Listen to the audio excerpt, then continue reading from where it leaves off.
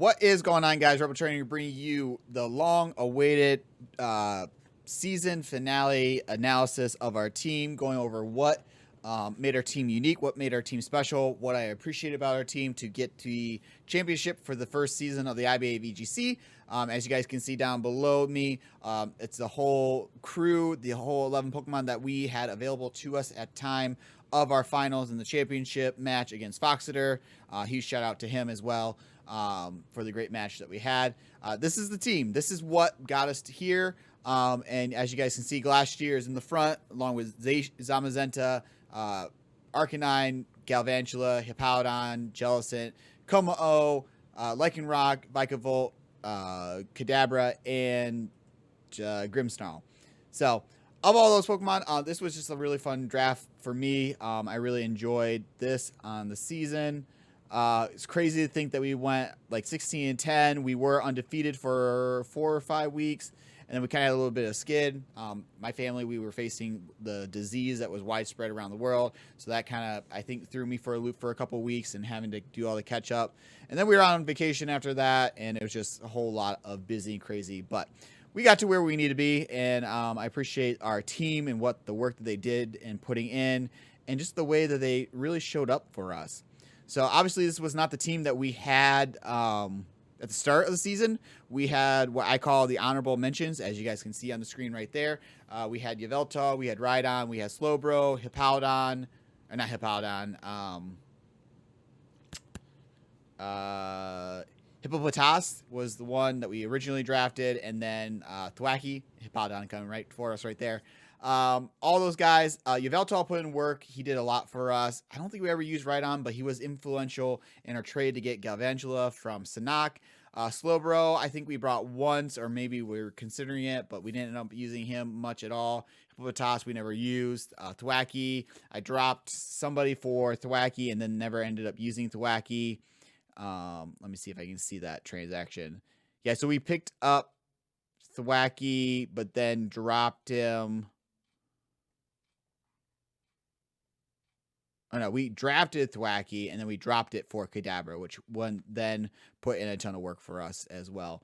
But yeah, so for us, for the season, this wrap it all up. Glacier was a monster. It was just a Pokemon that people had issues finding ways to handle. Obviously being able to Dynamax made it really, really strong. And then just the way I was able to complement it with Speed Swap, with different abilities to heighten his just hitting power. And obviously Trick Room being available to us as well. So all those things really, I think, compile to what made our team successful and able to just do so much. And obviously some RNG was on our side in certain matches, some really good teams that we faced and stuff like that. So all that to be said, I just want to show you guys a little bit of the stats that we had. I just think that will help us out in looking at that. So this is just right off the IBA website that we have. Obviously, Glacier had 38 kills on the season. It was #1 top tier in that. And then nobody else really on our team put in the work like Glacier did. Kind of by design, kind of not. And when I was noticing Glacier was as broken as it was, I really just wanted to highlight it and use it as best I can. Last year has quickly become one of my favorite ponies. I definitely like it more in Spectrier, and I chose it in the DLC when we did that too. So, I mean, it just kind of adds fondness to it, but definitely become one of my favorite Pokemon, and I just look forward to maybe using it again in a future draft, which may or may not be coming very, very soon. Spoilers, keep your eyes out for it. But yeah, you can see his KD, 38 kills on the season, 16 deaths, so plus 22 rating. That was phenomenal. Spectre was close behind with it, and then I think that was it for the rest of our team. Active season death leaders, the only thing I want to mention was we didn't really have anybody except for, oh no, active deaths per match. So I don't think anybody on our team was active in that. But we did have in the active most deaths was Glacier actually was pretty high on there. And then our Grimmsnarl was as well. So, I mean, some do or die moments, but yeah. And then as you guys can see, our winning percentages on the season, we were 3rd ranked overall for the season. And then most brought, obviously, last year was the highly brought on our side, and along with Grimmsnarl. And again, by design, those teams were just monstrous for us. And I liked how the team just gelled really well together. Last year, obviously, very hard hitting, very strong in the Dynamax capacity, could run weakness policy, could run assault vest, could run a lot of different items. Zamazenta, we picked up second to last week of the final of the season, because that was when we could finish up our teams before going into playoffs. Just added some very nice support. Also being very, very strong, though, in attack, defense, and speed. Just very, very broken in that regards in my mind. Arcanine was very much a utility mon for me. I think I only brought maybe one time out of the whole season as offensive threat. Everything else was Intimidate, Snarl, eating hits, and just dealing out damage. In that regards, Galvantula put in a ton of work in various seasonal matches, but very much influential in the speed swapping, and also just the vault switching as well.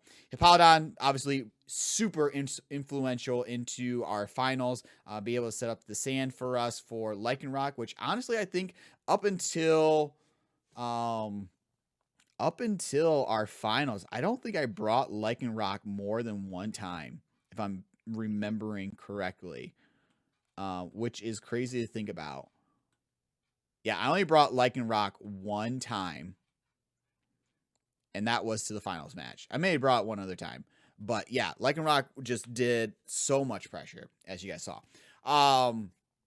Jellicent obviously was very well pairing with Glacier, obviously with the Strength Sap, Water, Zorb, and some other sets it could run. Komo was really threatening as well. Again, Lycanroc just was so good late season for us, and also just kind of a sleeper pick. I wasn't sure if I was ever going to be able to use it, but it very much came in clutch against Charizard. And Vikavolt obviously did a whole lot for us as well. Being able to Volt Switch, eat up hits, kind of being bulkier, and also doing a lot of damage as a Dynamax candidate as well. Kadabra put in the work with Speed Swap, some other abilities that I had. And then Grimmsnarl, the last couple matches, semifinals and finals, doing a ton for us as well. So super happy for my team. Again, I could not imagine a better team to draft, and I just think it was well-rounded for a doubles scenario.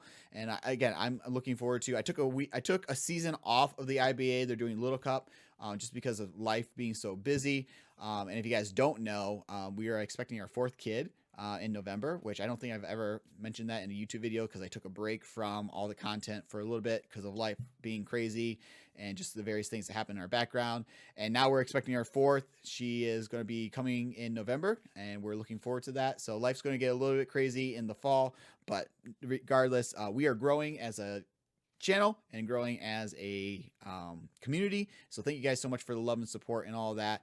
Don't forget to hit the like button, subscribe if you guys are new, because there is more Draft League content. If you guys enjoy that, we are doing shorts more often, and we also have our series Pokemon Soulstones Shiny Lock going on.